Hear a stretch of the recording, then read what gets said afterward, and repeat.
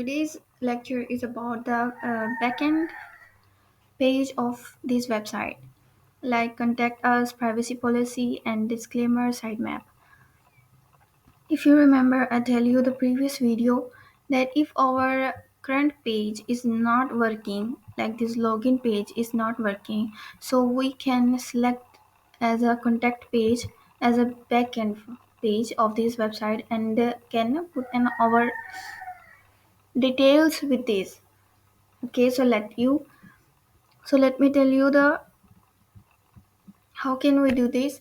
So first of all, just take a normally a form tag as we know before, and the label tags and the input tags, these are all the same we used before, and then name, email, and id and placeholders that we can enter your email's id. Like we can here just do this. This is our placeholder in input, and then what we give a label here. What we give a label name as email address, same as name we have to give on as name, because this name we have to give the backend file as a php here.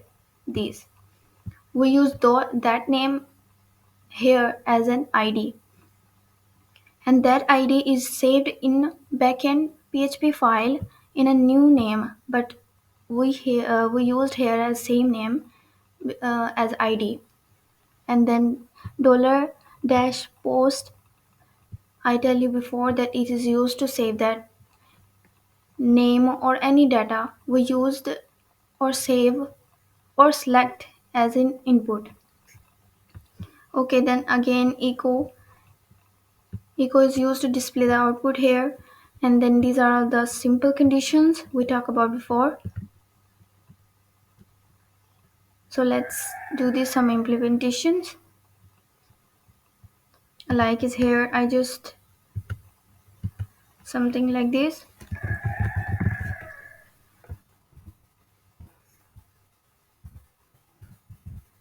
gmail.com, and here since I say you can put in whenever you want, and here is phone number and the country whatever you choose, and the account number, and the Lahore I choose as Bahawalpur, and then message I saved is here,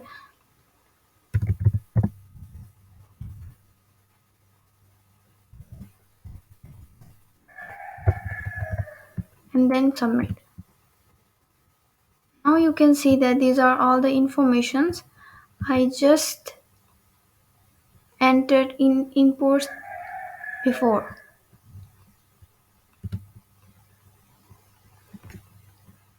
Okay, so let's come to the next page. Privacy policy. This is the simple here. First of all, this is the headings, and these are all paragraphs, and then again headings, and then again headings, and this is paragraph. Headings and paragraph we are including this page. Like it, headings is h1, and then p tag is for paragraph, and this is all data I here too. Then again next paragraph. Let me tell you one thing that's an important point here. If you want to make a little make a small headings, then we use a h5, h4, and h3. But if you need to add a main heading, then use the h1. Like it h1. Now privacy, that are small headings, then I use this h5. You can use h4, h3, and h2. Okay, so these are all the same informations. That's so simple here. And let's come to the next page. Disclaimer here, and this is again the same. Just add a main heading disclaimer, and this is all the paragraphs.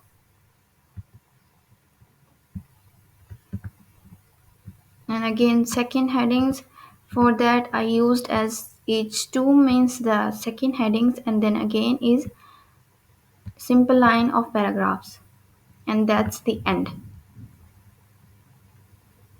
Okay, so let's come to the next page. Here, our sitemap.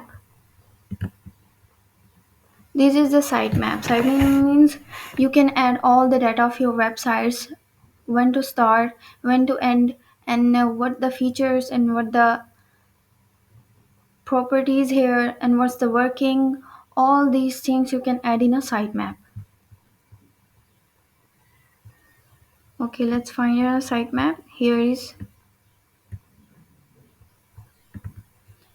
like this. You can, this is the body, and then we give a div. Okay, you can make a sections, and then symbols again, a paragraph and h3 headings, and then h3 and d means here is a data. Okay, you can,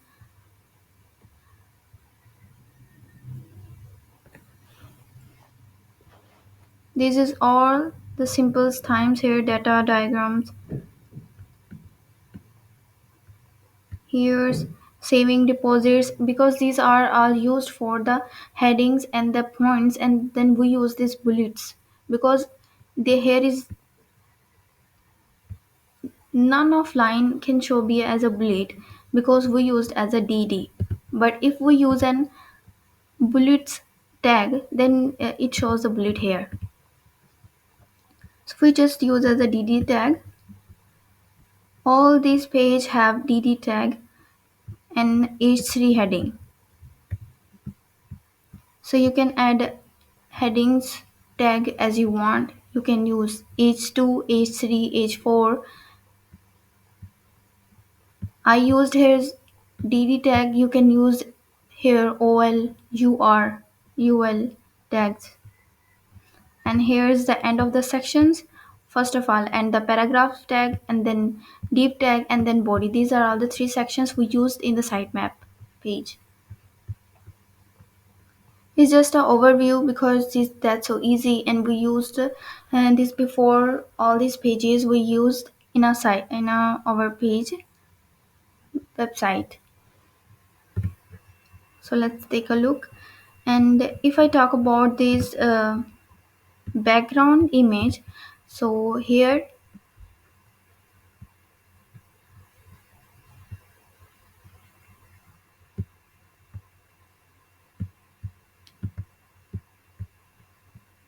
over CS1,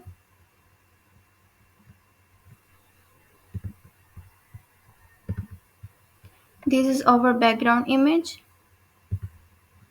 and the backgrounds is means that no repeat because we have to cover all these page. Here you can see it covers all page, and each one that headings it margins before margin from top, from here it's a 12%, and the form is 12 20, and here form means this is okay. That means I use the margin 20% from top, right, left, and bottom. An input displays a block means only one line can use in a input. If we use as a inline functions, inline tag, then it can add a two inputs, three inputs in a one lines. So I just use a block as a display. And then again is dot side, margin 20 left. Here that's a side here. That's a margin left from this side. I use this at 20% from the left of the page.